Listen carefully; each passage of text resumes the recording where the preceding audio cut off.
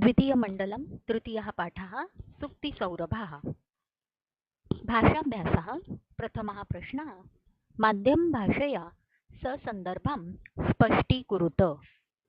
Answer in detail with reference to the context. This question we have to write in our medium language. And so we are expected to write in detail description. To start with the first sentence, मूढ़ः परप्रत्ययनेय बुद्धिः. First, we have to write the translation or saralartha of the sentence.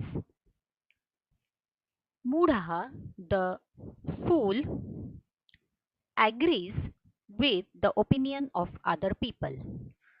The mood has a blind faith. He creates his opinions according to the opinions of others. He has a blind faith in the opinion of others. He creates his own opinion by the blind faith on others. This is the translation or saralartha of the sentence. It is for 1 mark. Next, we have to write the reference. The sentence is taken from the lesson Suktisaurabh. It is collection of subhashitas, that is good sayings. Now for this reference there is 1 mark. Now we have to write the explanation of the sentence. The poet says that all the old literature may not be always good. Don't think that because the literature is old, it is good. Also, the new literature may not be unworthy always. The new literature may be good, excellent sometimes. So, to be old or to be new is not the criteria for the satisfaction that is obtained by the literature. So, don't think that old literature is always good, and don't think that new literature is not worthy always. The poet says that the experts examine the literature. They find the literature which is satisfactory may be old or may be new. The literature should contain the principles of behavior. They should also give us knowledge, new ideas, innovations. There should be reflection of culture, art, and life of the people or history in the literature. In this condition, the literature may be considered as good. But the foolish people do not examine on their own. They have a blind faith in others. The others may have prejudice and they may think that just because something is old may be good, something is new may not be good. So, this kind of blind faith is not good, it is not correct. According to the poet, examining thoroughly, one should have his opinion. The same opinion should be considered for all types of other things also. The principle which is applied to literature may be applied to all other opinions. Don't think that anything which is old, it may be principle of life is always good because as the time changes, new principles evolve. And that is why old and new are not the criteria to be a thing to be good. That is what the poet wants to tell. Here, this is the explanation of the given sentence. Now, we have to write some characteristics, some features of the saying. Now, the poet wants to tell that creating any opinion, one should think about the merits and demerits and not about the time. One should examine on his own and he should create opinion about it. Blindly following others may lead to improper decisions. This is what the poet wants to tell, and this is true for all the time. Second sentence, मूर्खस्य किम शास्त्र कथा प्रसंगः. Saralartha. What is the use of sciences and stories and literature and all the assemblies related to these sciences, stories, literature, poems, poetry, etc.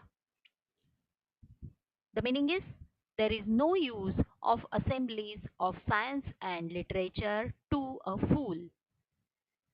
Reference, this sentence is taken from the lesson Suktisaurabh. It is the collection of good sayings, Subhashitas. This is the reference of the sentence. Now we'll write the explanation. The poet says that what is the use of pearls to the animals and birds? The animals and birds have limited intelligence. They cannot have any sense of beauty. They do not have mind as progressed as men, and therefore there is no use of pearls to them. They cannot enjoy the beauty of pearls. The pearls are not useful as their food, and therefore there is no use of pearls to the animals and birds. The second example given by the poet is there is no use of sweet food and drinks to the donkeys. Third example given by the poet is there is no use of a lamp to a blind person. He cannot see, he cannot see the light, and even if the lamp is present or it is not present, there is no difference for a blind man.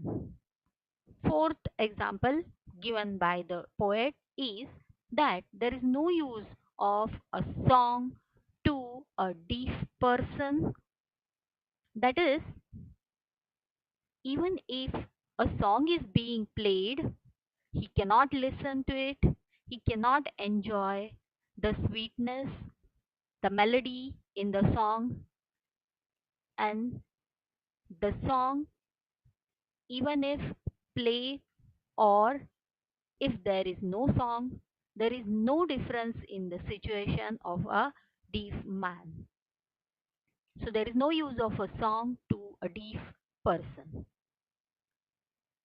By these examples, the poet wants to tell that there is no use of the assemblies of sciences where the discussions about the sciences take place, where the experts give their new ideas, they put forward their new innovations, they explain the theories of sciences and philosophies and assemblies of literature where the beauty of literature is explained. All these assemblies are not useful for a fool, for a foolish person. He has no interest in science and literature. His intellect is limited. He cannot understand sciences, the principles, the philosophies, the beauty of literature and poem, and therefore there is no use of all these things, all these discussions to a fool. This is the explanation. Now we have to write some characteristics, some gist of the sentence. Now the poet wants to tell here that science and literature are the subjects for intelligent people. For a fool, he doesn't give any importance to these things. It doesn't mean that they are not important. They are important for some class of the people, and for the murkha or fool, it may be thought that these things are not useful, but this is not true. This is how to write the characteristic of the sentence. Third sentence, nahi vairena vairani shamyanti iha kadachana. The meaning, the enmity cannot be removed by enmity in this world. Reference, this sentence is taken from the lesson Suktisaurabh. It is the collection of Subhashitas.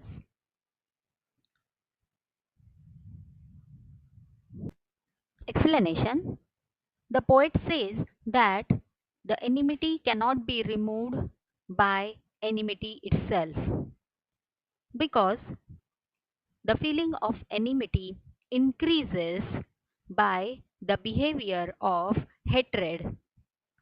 We cannot remove enmity by increasing jealousy, envy, hatred.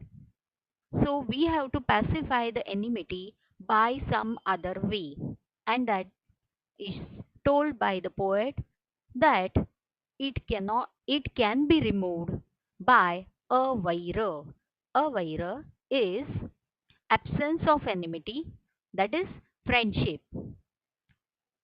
Another meaning may be absence of enmity means absence of hatred. Absence of hatred can be obtained only when there is forgiveness. And therefore, forgiveness, friendship are the ways by which enmity can be removed. And this is told by our ancient religion. This is the duty of a man told by our culture. This is the explanation of the sentence. Now, the characteristic of the sentence. The importance of forgiveness, the importance of friendship is told by the poet in this sentence. Secondly, the friendship and forgiveness are important for the peace of mind and the peace in the world. Enmity leads to destruction, and friendship and peace leads to progress. Fourth sentence, Saram Grunanti Panditaha. The Saralartha, the expert accept the gist, the principles. Reference, this sentence is taken from the lesson Suktisaurabh, in which the Subhashitas are collected from different pieces of literature. Now the explanation.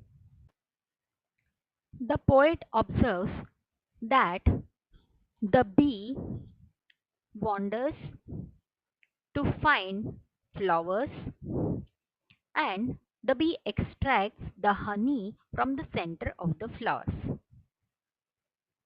Similarly, the poet finds that the experts learn various sciences, and they also examine various types of literature, and then these expert people accept the gist and the good principles of all the sciences.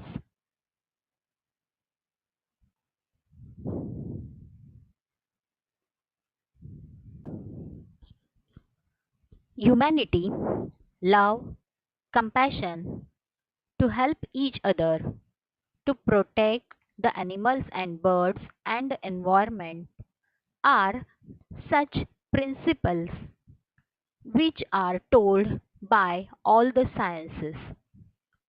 To protect our health is the most important. To protect the earth, to protect the environment is most important.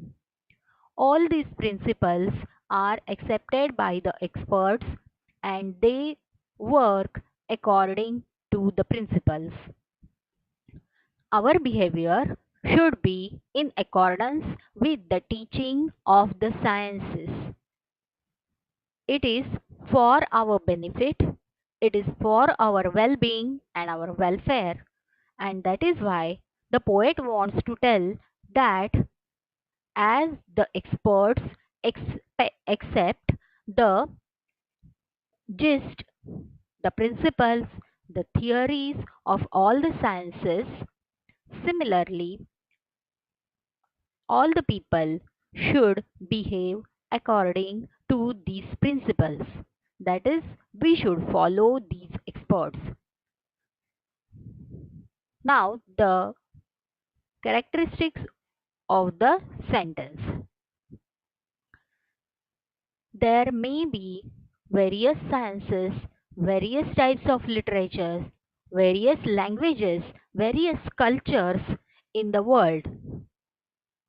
It is not possible for a man to learn all the sciences, all the types of literatures, but one should find the gist of them. One should behave according to the principles. Those are for the welfare of the mankind. This guidance is given by the poet. The fifth sentence, Eshaha dharmaha sanatanaha. Esha dharma sanatanaha.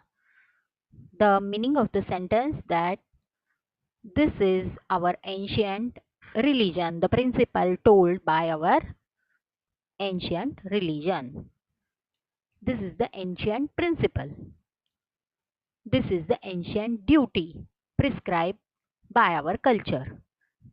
Reference, the sentence is taken from the lesson Suktisaurabh. Explanation of the sentence. The poet wants to tell that for the well-being and for the welfare of the mankind, there should not be enmity in the world. If man is enemy of a man, then this hatred leads to destruction, and destruction made by man also destroys the culture, the literature, and the environment also. And therefore, enmity is not prescribed for the well being of a man. Enmity should be removed, but enmity cannot be removed by taking revenge. By taking revenge, we increase hatred, we increase the feeling of revenge more and more. And therefore, vair, that is enmity, cannot be the way of removing enmity.